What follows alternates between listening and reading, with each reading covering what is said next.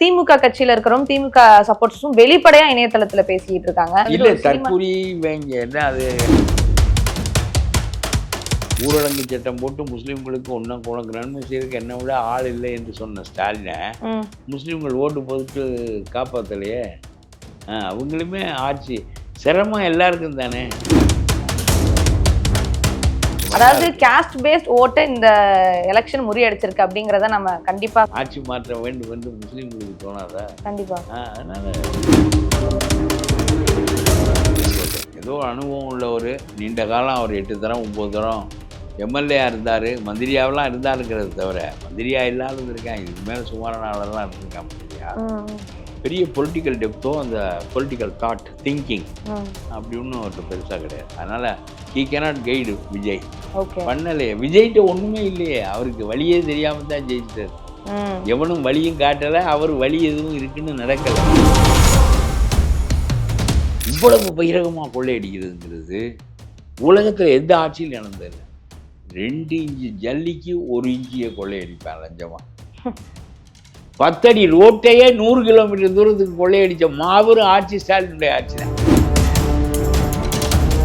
சேகர் பாபு ஒரு எடுபிடி. அவர் எப்பவுமே அவர்கிட்ட ஒரு பெரிய சிறப்பு என்னென்னா, மந்திரி ஆக்குனாலும் எடுபடியாக நடந்துப்பார், மன்னர் ஆக்குனாலும் எடுபடியாக நடந்துப்பார். அவர் பிறப்பே எடுபடியாக நடந்துக்கிற பிறப்பு. அடுத்த 5 வருஷத்துல வந்துட்டு விஜய் அவர்கள் வருவாங்களே, இப்ப இனிமேல் ஊர்ல எந்த ஒரு ரேப் கேஸும் நடக்காதான்னு நாங்க பாக்குறோம் அப்படின்ட்டு சவால் விடுறாங்க. 1-2 குற்றங்கள் நடந்தா மீறி நடக்கும். சமூகத்துல குற்றவாளிகள் எவ்வளவுக்கு குறைவாக இருக்கிறார்கள் கேள்வி. நேர்களுக்கு வணக்கம். திஸ் இஸ் விஜய் ஸ்ருதி. இன்னைக்கு என் கூட தமிழ்நாடு தன்னுரிமை கழகத்தின் தலைவர் திரு பல கருப்பையா அவர்கள் தான் இணைஞ்சிருக்காங்க. அரசியல் களம் குறித்து நிறைய விஷயங்களை அவர்கிட்ட கேட்டு தெரிஞ்சுக்கலாம். ஹாய் சார், வணக்கம். சரி, இப்போ விஜய் அவர்களுக்கு வாக்களித்த மக்கள் எல்லாருமே தற்குறி அப்படிங்கிற ஒரு விஷயம் வந்துட்டு திமுக அப்படிதான் சார். திமுக கட்சியில இருக்கிறோம் திமுக சப்போர்ட்ஸும் வெளிப்படையா இணையதளத்துல பேசிட்டு இருக்காங்க. அதாவது 1.5 கோடி மக்களும் எப்படி தற்குறி ஆவாங்கன்னா, எல்லாருமே இவ்வளவு பேர் தற்குறியா இருக்கிறதுனாலதான் நீங்க வந்து தற்குறி வைங்க என்ன அது அறிவுக்கு என்ன அளவுகோல் வைத்திருக்காங்க என்று எனக்கு தெரியாது. ஆனா மக்கள் அவர்களுடைய தேவைகளை ஒட்டி வாக்களிக்கிறார்கள். அதனால அந்த வகையில் பார்க்கின்ற போது திமுக அகற்றப்பட வேண்டும் என்பதில் குறியாக இருந்திருக்கார்கள். படித்தவர்கள், படிக்காதவர்கள், இளைஞர்கள், முதியவர்கள் எல்லாரும். உங்களுக்கு பாருங்க, நான் ஒரு வியப்பு பார்த்தேன். பிராமண தொகுதிகளில் பிராமணர்கள் எப்பொழுது பிஜேபிக்கு ஓட்டு போடுவார்கள். தமிழிசையை தோற்கடித்து விட்டார்களே, தாவேக்காவுக்கு ஓட்டு போட்டார்களே. ஏதோ நடந்திருக்கு. தமிழிசை தானே பிஜேபி. பிஜேபிக்கு தானே ஓட்டு போடணும். டி நகரில் பிஜேபிக்கு தானே ஓட்டு போடணும். அல்லது பிஜேபி அலையன்ஸ் பார்ட்டி அதிமுகவுக்கு தானே போடணும். போடலையே. அங்கேயும் திமுக 2வது இடம், அதிமுக 3வது இடம் போனதுக்கு என்ன காரணம்னா, தாவேக்கா முதலிடத்துக்கு வந்துச்சு.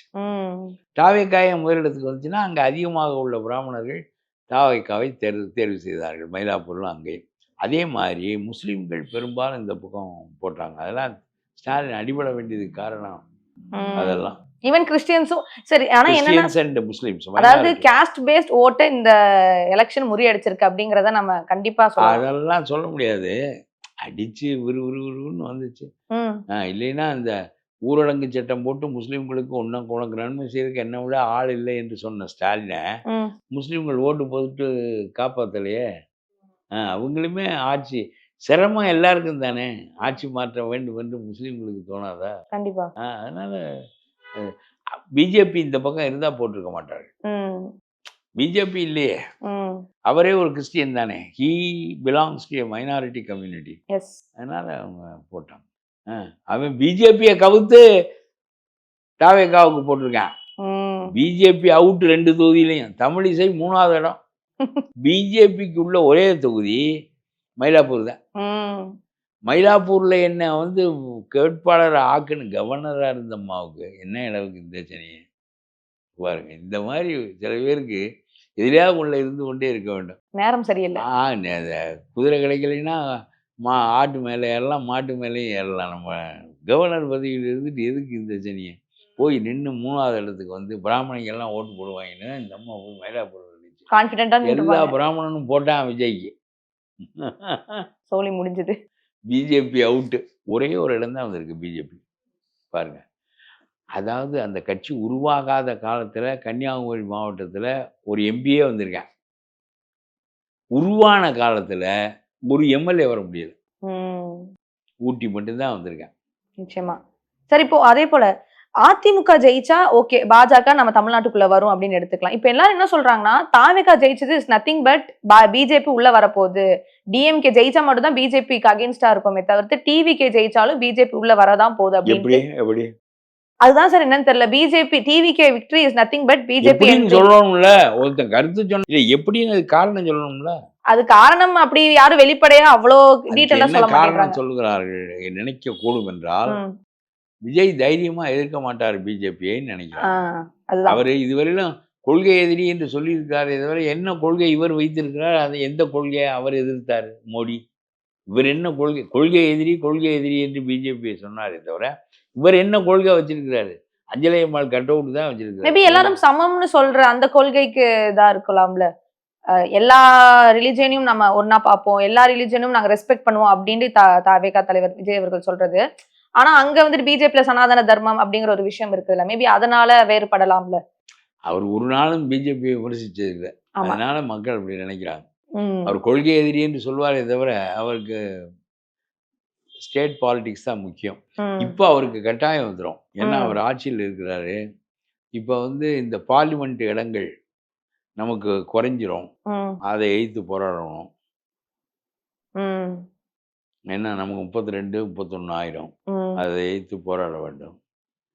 அதே மாதிரி வந்து எத்தனையோ வீட்டில் மைய அரசை எதிர்த்து நிற்க வேண்டிய கட்டாயம் ஏற்படும். இவ்வளவு நாள் டிஎம்கே மட்டும் எதிர்த்து நின்றவர் இப்போ மெயினா என்ன பண்றாருன்னு பார்ப்போம். அந்த உரிமைகளை விட்டு கொடுத்து விட்டால் தப்பா போயிடும். சிபிஎஸ்சியில மும்மொழி திட்டத்தை கொண்டு வந்து விட்டார்கள். இதற்கு முன்னால் கிடையாது. சிபிஎஸ்சியில தாய்மொழி ஒன்று, ஆங்கிலம் ஒன்று, பிரெஞ்சு படிக்கலாம், ஜெர்மன் படிக்கலாம், எது வேணாலும் படிக்கலாம். பணக்கார பையன் ஜெர்மன் தான் படிப்பான், பிரெஞ்சு தான் படிப்பாங்க. புதுச்சேரி பூரா பிரெஞ்சு தான் படிப்பான். இப்போ ஹிந்தி படிக்கணும்னா ஹிந்தி இல்லை, இந்திய மொழியில இன்னொன்று படிக்கணும். எதுக்கு தேவை? இந்திய மொழியில் வங்காளம் படிச்சு என்ன ஆகும், ஒரிசா படிச்சு என்ன ஆகும், ஹிந்தி படிச்சு தான் என்ன ஆகும்? என் தாய்மொழி எனக்கு தாய்மொழி அதனால வேண்டும், ஆங்கிலம் உலக மொழி அதனால வேண்டும். இது எதுக்கு வேண்டும்? ஆங்கிலம் தானே இந்தியாவே உருவாக்குனுச்சு. இதை மோடிக்கு ஒரு சொல்றதுக்கு ஒருத்தனும் கிடையாது. அதாவது இந்தியா அதுக்கு முன்னாடி இருந்துச்சு, இந்தியாவா இல்லை, பல்வேறு தேசங்களாக இருந்துச்சு. ஒருத்தனோட ஒருத்தன் பேசிக்க முடியாது. காசிக்கு போவேன், ஊமையாக குளிச்சுவிட்டு சாமியை கும்பிட்டு வந்துடுவேன். பண்டா சொல்கிறது இவனுக்கு புரியாது, இவன் சொல்கிறது பண்டாவுக்கு புரியாது. வெள்ளைக்காரன் வந்தான், ஆங்கிலத்தை கற்பித்தான், பங்காளியை நம்மளும் பேசணும், நம்மளும் உத்தரப்பிரதேசக்காரனும் பேசணும். காந்தி ஆங்கில மொழியாக இந்திய விடுதலை போராட்டத்தை நடத்தினாரு. இந்தியா ஒன்றுபட்டதே ஆங்கிலத்தினால தான். English created India. English was the link language, sole link language. ஆங்கிலம் படித்ததற்கு பிறகுதான் இந்திய மக்கள் ஒருவரோடு ஒருவர் தொடர்பு கொள்ள முடிஞ்சு. அப்படி இருக்கிற போது எதுக்காக இந்திய கொண்டாந்து மல்லு கட்டுற? அது that is a foreign language. நான் சொல்றேன், your Hindi is a foreign language to me. Any other language other than Tamil is alien to me. என்ன இதுக்கு வாதம் சொல்லு பார்ப்போம்.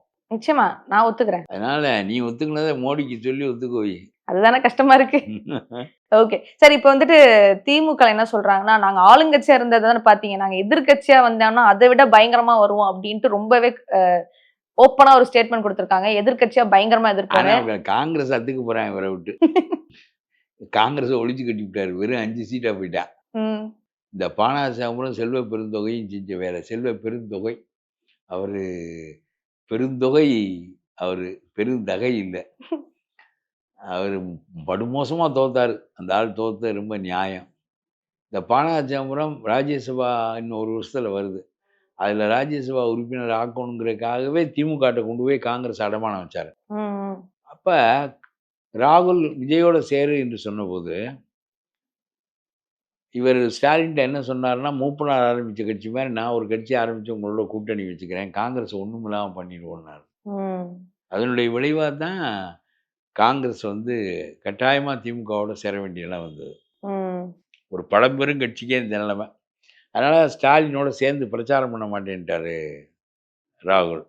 சார் வேற எந்தெந்த கட்சியெல்லாம் சேரும் நீங்க நினைக்கிறீங்க உங்க கணிப்பு? இந்த உதிரி கட்சியெல்லாம் சேரும், வேற எவன் போய் சேருவேன்? அதுக்குள்ள அந்த அம்மா விஜயகாந்த் சம்சாரம் நான் சேர மாட்டேன்ருச்சு. நம்ம வைகோ ஐயோ நான் நினைச்சு பார்க்க மாட்டேன், என் கற்பு கெட்டு போயிருந்துட்டாரு.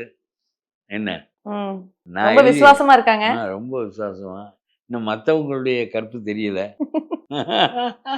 சோ பட் ஆனா ஆட்சி அமைச்சிடலாம்ல, கண்டிப்பா 10 பேர் வந்துருவாங்க. லட்டு இருக்குல்ல, லட்டுல இல்ல பங்கு தர்றேங்கிறாரு.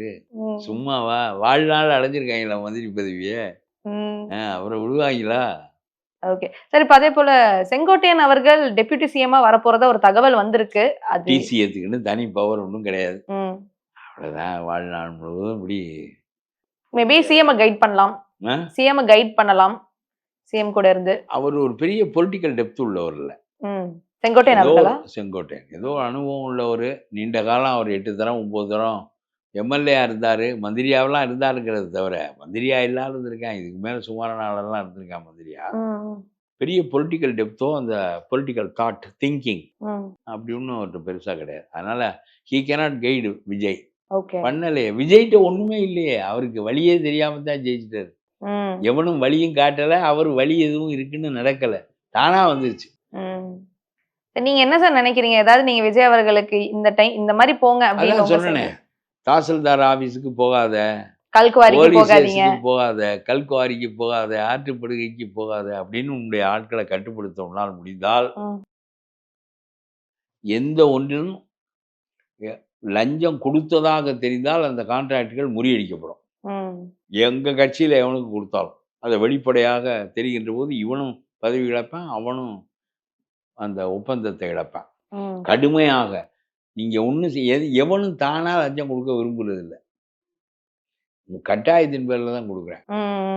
கட்டாயத்தின் பேர்ல எப்படி கொடுக்குறேன்னா, நேரு நம்ம ஸ்டாலின் ஆட்சியில எப்பவும் என்ன செய்வாங்கன்னா, ரோடு போடுற சாலை போடும்போது 2 இன்ச்சு கல் போடணும்னு வச்சுக்க, சரடை 1 இன்ச்சு போட்டு 1 இன்ச்சு பணத்தை சாப்பிட்டுருவேன். இந்த 1 இன்ச்சு பணத்தை கான்ட்ராக்டர் மந்திரிக்கு கொடுப்பேன், இன்ஜினியருக்கு கொடுப்பேன். சரியா? 1 இன்ச்சு பணத்தை இவங்க 2 பேரும் கொடுத்துருவேன்.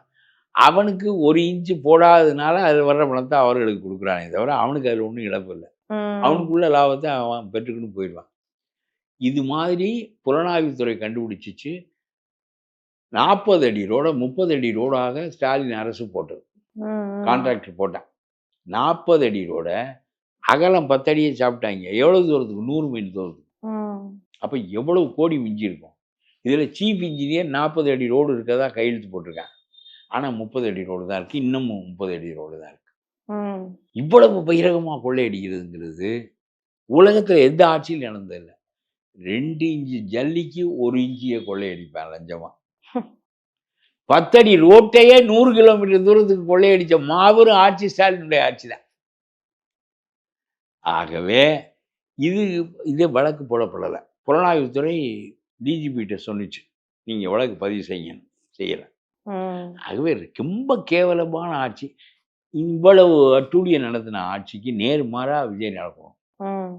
யாரும் ஒப்பந்தக்காரர்கள் நேரடியாக அதிகாரிகளிடம் முறைப்படி சட்டப்படி கண்டுபிடிக்கப்பட்டால் அதிகாரியும் பதவி இழப்பான், நீங்களும் பணத்தை இழப்பீர்கள்னு சொல்லணும். எங்க ஆளெல்லாம் தாசில்தார் ஆபீஸில் கண்டா விரட்டி அடிங்கன்னு சொல்லணும்.